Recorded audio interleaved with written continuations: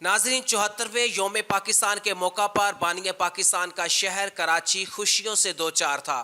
हर तरफ खुशियों से भरपूर मंजर देखने को मिल रहा था।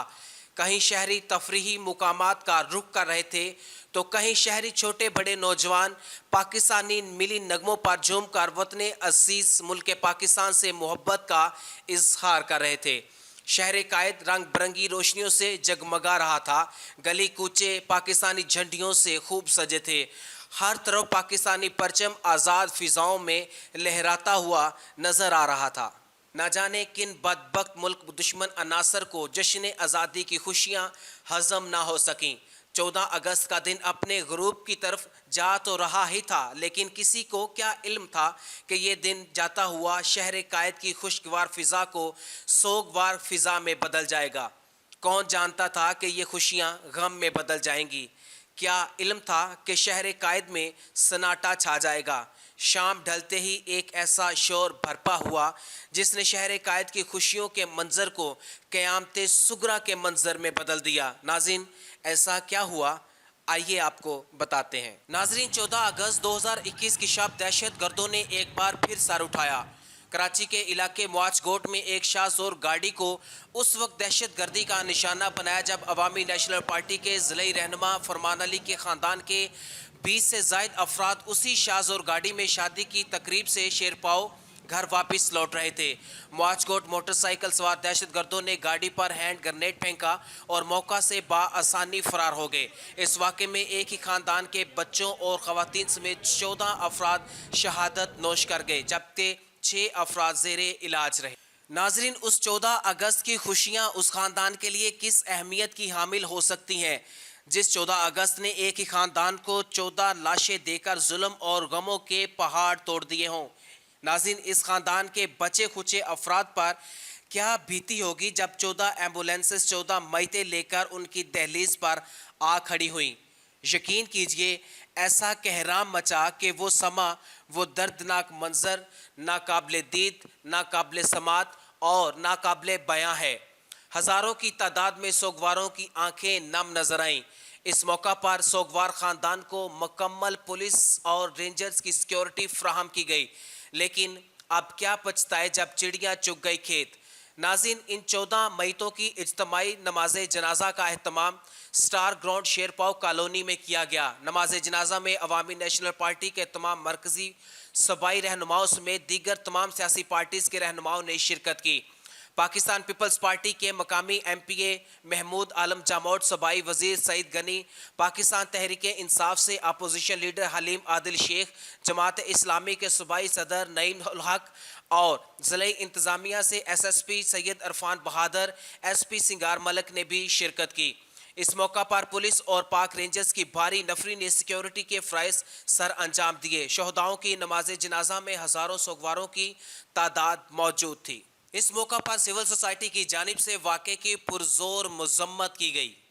हकीकत ये है कि ये दहशतगर्दी है और अल्लाह ताला हम लोग हर मुसीबत से बचाए और इसका हम भरपूर तरीके से मज़म्मत करते हैं और इंशाअल्लाह ताला इन जो जिन अनासिर ने ये किया है हम उनको कभी ज़िंदगी भर माफ़ नहीं करेंगे। हम इसकी मज़म्मत करते हैं और इंतहाई मज़म्मत करते हैं और ये जिन लोगों ने किया है ये पाकिस्तान के दुश्मन हैं। सब लोगों को मालूम है कि ये कौन लोग हैं और रियासत जो है वो इस बात से उनको वो नहीं मिल सकती है कि वो मतलब है उनकी ज़िम्मेदारी ख़त्म हो गई है।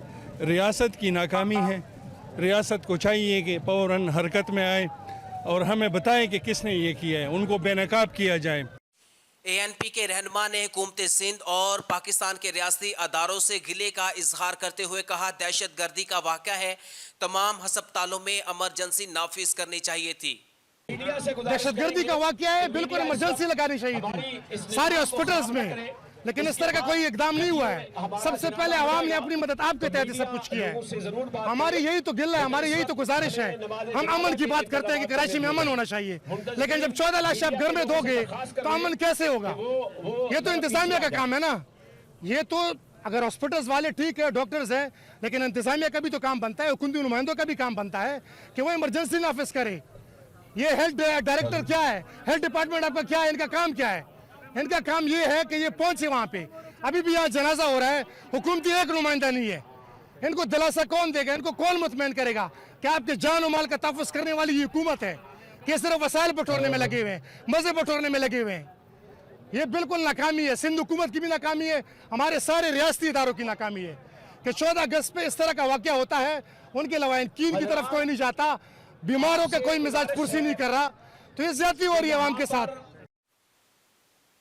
जमात इस्लामी के सूबाई रहनुमा ने मीडिया से गुफ्तगू में वाक़े की मजम्मत करते हुए कहा, यौम आज़ादी के मौका पर दहशत गर्दों की जानिब से औरतों और बच्चों पर मज़मूम और बुज़दिलाना कार्रवाई की गई।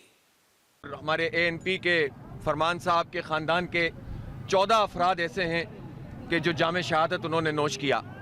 बदकिस्मती से यौम आज़ादी के मौके पर ये मज़मूम कार्रवाई की गई, बुज़दिलाना कार्रवाई, औरतों और बच्चों के ऊपर ग्रेनेड फेंका गया।